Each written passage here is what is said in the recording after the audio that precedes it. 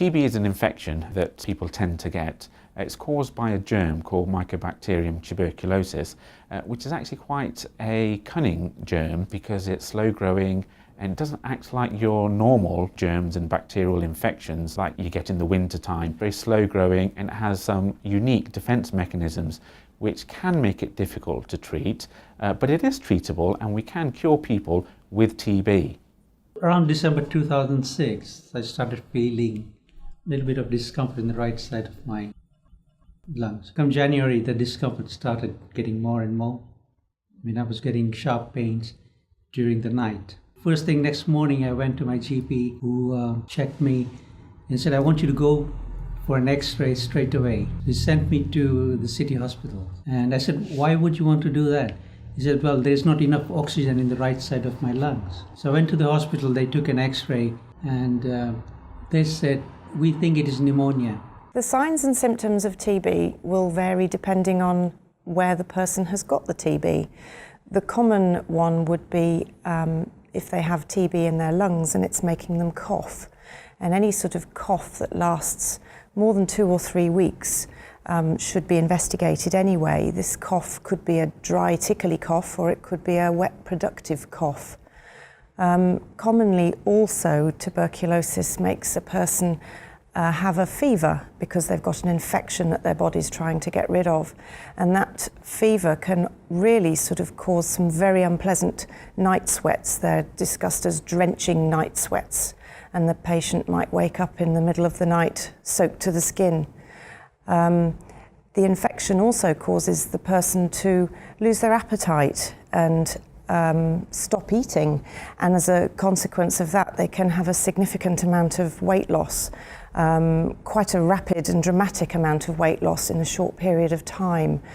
Other signs and symptoms might be things like they might notice an enlarged lymph node, for example, in their neck or in the top part of their body, and present to their doctor with just a lump that they felt. They might not have then a cough or have had any fever. They kept me, up with the appointments, going to the city hospital to see the respiratory clinic. And just by chance, one day a consultant said, this went on for 2-3 months. And in May, a consultant said, well, I'm going to inject you on your arm, just superficial injection. And we'll wait for a reaction for 48 hours. I want you to come back after 2 days. And of course, in 2 days, there was a big reaction on my arm. And he said, I've got to inform you that you have got TB. And I'm going to start you on a treatment straight away. TB can be diagnosed in different ways. It really does depend on the presentation of the patient. If the patient presents to the GP with a history of a prolonged cough and is producing sputum from that cough, then ideally sputum is collected and tested for TB. Other ways of diagnosing the TB are by listening to the patient and taking a clear history. Sometimes we know that somebody's actually had prolonged contact with either a household or a close family member, and therefore TB would be something that you would want to consider and rule out. But an awful lot of the time we have no idea where somebody's caught TB from, so we listen to what they're describing and the sort of symptoms that they're having and put pieces of the jigsaw together. A chest x-ray is a very common and useful way of diagnosing TB, and this can pick up infection that's in the lung and obviously in the part of the body around the lung. Other tests that we can use are the tuberculin skin test, which we also call a MAN2 test, and a lot of people have heard of that test because it was the same one used prior to having a BCG vaccination, and it's a simple skin test that's done on the forearm.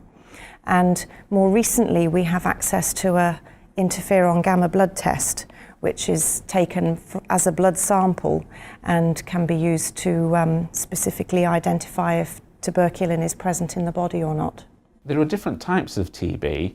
Some types we can catch from animals, called bovine TB, for example. Other types of TB that we are aware of are things like drug-resistant TB, where TB has developed resistance to some of the antibiotics that we try to treat people with TB with. But in addition to that, the two main types of TB are what we refer to as active TB or latent TB. Now, latent TB is a form of TB where the TB is essentially, it's asleep, it's dormant, it's lying in the body encased in a protective coating and is not causing any problems. And it may later wake up and start to grow and cause problems and become infectious after that.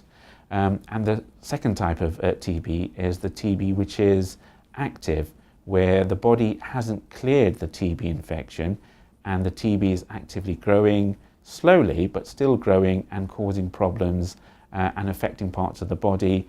And that TB is the type of TB which is infectious and can be passed on from person to person. Anybody can get TB.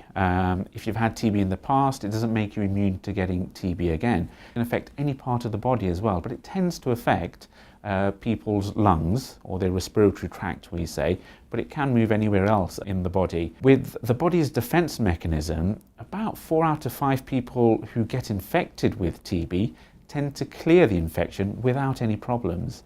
It's nice to say that TB is curable. It's a mycobacterial infection that we have antibiotics for to treat. However, like any antibiotic treatment, it is essential that the course is completed and that medications are not missed.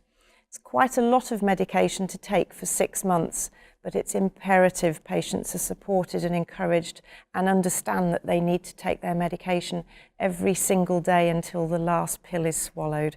Otherwise, more harm than good can actually occur. But yes, TB is treatable.